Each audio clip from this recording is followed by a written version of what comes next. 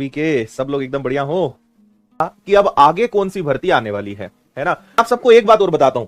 अभी हम ये बात करेंगे कि आने वाली वैकेंसीज कौन कौन सी हैं। ठीक है, आने वाली वैकेंसीज के बारे में हम थोड़ी सी बात कर लेते हैं कि आने वाली कौन सी भर्तियां हैं जिनके लिए अब आपको मेंटली प्रिपेयर रहना चाहिए।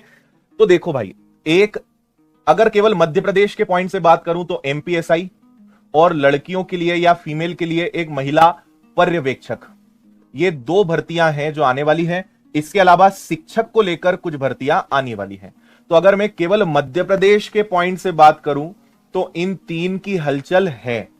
एमपीएसआई की बहुत हद तक उम्मीद है कि आचार संहिता के पहले इसका नोटिफिकेशन देंगे। 500 वैकेंसीज रहेंगी, वो तय हो चुका है। इसका पैटर्न और इंटरनली सारी चीजें तय हो चुकी हैं। आचार संहिता लगने के पहले बहुत हद तक एमपीएसआई और महिला पर्यवेक्षक का नोटिफिकेशन आ सकता है ना। और यही वैकेंसीज हैं जो अब आएंगी। और हमारे गृह मंत्री जी ने यह भी डिक्लेयर कर दिया है कि 2000 या 2500 कांस्टेबल की भर्ती अगले साल आनी है। तो ये उन्होंने बोला है। इसके अलावा अगर मैं बात करूं तो आपको एक चीज के लिए तैयार रहना है, एसएससी जीडी, जिसकी बहुत अच्छी मतलब 20,000 25,000 से ज्यादा इसकी वैकेंसी आएगी। और इसका एग्जाम जो है आपका फरवरी मार्च 2024 में होना है। तो अगर आपका सपना है वर्दी या आपका सपना है देश सेवा, तो यह आपके लिए एक बहुत अच्छा मौका है।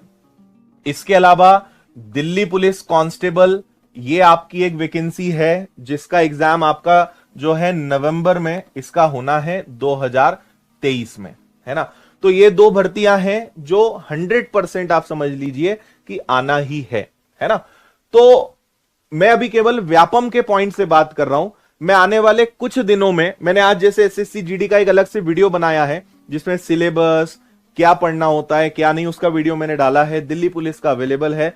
तो मेरा आप सबको एक सजेशन है कि दिल्ली पुलिस का फॉर्म सब लोग भरिए, एसएससी जीडी की तैयारी भी शुरू करिए। पढ़ना कुछ अलग नहीं है। आपने कांस्टेबल की इस जर्नी में अपना maths, reasoning, current affair, GS काफी हद तक अच्छा कर लिया है, उसको और अच्छा करिए। नवंबर तक का आपके पास समय है, तो सितंबर, अक्टूबर, नवंबर में आप बचे हुए विषय को अच्छा कर सकते हो। ठीक है। और इनके पेपर, ये जो पेपर हैं, ये बहुत ज्यादा इजी टू मॉडरेट आते हैं, मतलब इनमें कठिन कुछ होता ही नहीं है, बहुत ज्यादा आसान पेपर आते हैं। तो आपको इनका फॉर्म भरना चाहिए और तैयारी करनी चाहिए, सिलेक्शन लेना चाहिए। सिलेक्शन लेने के बाद तय करना कि ज्वाइन करें या ना करें, लेकिन आपको ये करना चाहिए। एंड हां, अगर आप एमपीएसआई और इनको टारगेट करना चाहते हैं तो बिल्कुल अपने मन में रखिए। अब मैं एक बात और बोलता हूं। अब मैं जब ये कहूंगा तो आप कहोगे सर ये तो हम कई वर्ष से सुनते आ रहे हैं, ये तो हम 2017 से सुनते आ रहे हैं। बिल्कुल सही है, अग्री, मैं आपकी बात को बिल्कुल गलत नहीं कहूंगा, मैं भी मानता हूं और मैं भी सहमत हूं कि सुनते तो हम आ रहे हैं। ठीक है, लेकिन हम इस समय ऐसी स्थिति में फंसे हैं कि अगर आप पिछले 3 साल 4 साल से इंतजार कर रहे हो, नोटिफिकेशन आया नहीं, और आपका सपना है कि 2 स्टार चाहिए, वर्दी चाहिए, या घर वालों को भी आपने कहा है कि देखो मैं बन के दिखाऊंगा, वैकेंसी नहीं आई वो अलग बात है। लेकिन मैं आपको यह बता दूं कि नोटिफिकेशन आने के बाद आपको 1 से 2 महीने मिल गए तो क्या कर लोगे आप? अगर आप सोचो कि मैं एमपीएसआई की तैयारी शुरू करूं, 2 महीने में पॉसिबल ही नहीं है कि आप कर लो, है ना।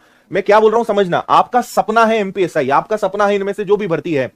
अगर 2 महीने मिले, आपने कहा कि मैं तभी तैयारी करूंगा जब नोटिफिकेशन आएगा, और अगर नोटिफिकेशन आया, पटवारी में आप देख लो क्या हुआ, कांस्टेबल में आप देख लो क्या हुआ, बहुत कम समय मिला, और इसमें तो और कम समय मिलेगा। तो जिस सपने को आप पिछले 4-5 वर्ष से संजोए रखे हो और पता चले 1 महीना या 1.5 महीना मिला, क्या गारंटी है कि हो जाएगा, है ना। चलो आप बहुत वर्ष से पढ़ते आ रहे हो, आपका बेसिक अच्छा है, आप एकदम अच्छे ठीक ठाक नंबर ला रहे हो, तब तो ठीक है। और फिर पैटर्न बदलने की भी उम्मीद है, पैटर्न बदलेगा, विषय नहीं बदलेंगे। तो आप सोचो कि वो सपना जो कई वर्ष से देख रहे हैं और 2 महीने के अंदर ही एग्जाम हो जाए तो क्या होगा। तो इसलिए मैं ये बोलता हूं कि तैयार रहो, तैयार रहकर बैठो। आ जाए तो ठीक, नहीं आए तो दूसरे एग्जाम्स तो हैं। और मैं अब आपको एक सलाह और दूंगा कि बिल्कुल बिना आवाज करे एसएससी सीजीएल और सीएचएसएल को अपनी लिस्ट में जोड़ लो, खासकर वो लोग जो दिन रात एमपीएसआई और एमपीएसआई का सपना देख रहे हैं। एसएससी में भयंकर सुधार है, एसएससी बहुत अच्छा हो चुका है और बहुत अच्छी जॉब्स यहां पर भी हैं। और आप व्यापम का या मध्य प्रदेश का जो पढ़ रहे हो वो एसएससी लेवल से कम का नहीं है। तो आपको अब ऐसे एग्जाम्स को पकड़ने की जरूरत है जो साल में होते ही होते हैं। ठीक है, ऐसे एग्जाम्स पे फोकस करिए जो रेगुलर होते हैं या जिनकी वैकेंसी निकलती ही निकलती है। यूपीएससी क्यों हर साल आता है, एसएससी क्यों हर साल आता है? एसएससी क्यों कैलेंडर जारी करता है, यूपीएससी क्यों कैलेंडर जारी करता है? Because of constitution. ये कॉन्स्टिट्यूशनल वैकेंसीज हैं, संविधान के अंतर्गत आती है, इनको करना ही पड़ेगा हर साल, इनको नोटिफिकेशन जारी करना ही पड़ेगा, एग्जाम लेना ही पड़ेगा। तो आपको अब इस बात को समझना है, क्योंकि अपनी उम्र भी ढल रही है, जिम्मेदारियां आने वाली हैं, परिवार आपका थक चुका है इंतजार करते करते, और सबसे खास बात कि आप ये दुख किसी को बता नहीं सकते, आप किसी को समझा नहीं सकते कि हमारे साथ क्या हो रहा है। वैकेंसी ही नहीं आ रही है यार, हम कहां से अपने आप को प्रूव करें, कहां से जॉब लाके दें, वैकेंसी ही नहीं आ रही है। लेकिन आप ये किसी को समझा ही नहीं सकते, सब यही कहेंगे तुम्हारा नहीं हो रहा इसलिए तुम ऐसी बात कर रहे हो। तो मेरा मध्य प्रदेश के और उन राज्य के विद्यार्थियों को भी एक मैसेज है कि आप ऐसे एग्जाम्स को आप फोकस करिए जिनका कैलेंडर फिक्स है, जो हर साल होते ही होते हैं, और एसएससी एक बहुत अच्छा ऑप्शन है ना। हालांकि अगले साल से सीटी आने वाला है, और सीटी आने के बाद पूरा गेम चेंज होने वाला है, बट विषय आपको पूरे काम आएंगे, वैकेंसीज और सारी चीजें वो रहेंगी, और उसकी अभी चिंता करना भी बेकार है ना। और सीटी आने के बाद निश्चित रूप से बहुत सुधार होगा, जो अभी बहुत गड़बड़ जो चल रहा है ये बहुत सही हो जाएगा। तो सीटी को नेगेटिव नहीं लेना है, वो अच्छा ही है, कोई दिक्कत नहीं है, जो कमियां हैं वो उसमें दूर होंगी। पर प्लीज आप लोग अब उन एग्जाम्स पे फोकस करिए जो हर साल होते ही हैं, या एक साल या 2 साल में निकलते ही हैं। SSC is one of them, ये उनमें से एक है। तो ये है भाई कुछ आने वाली भर्तियां, अपने आप को एसएससी लेवल के लिए तैयार करना शुरू कर दो।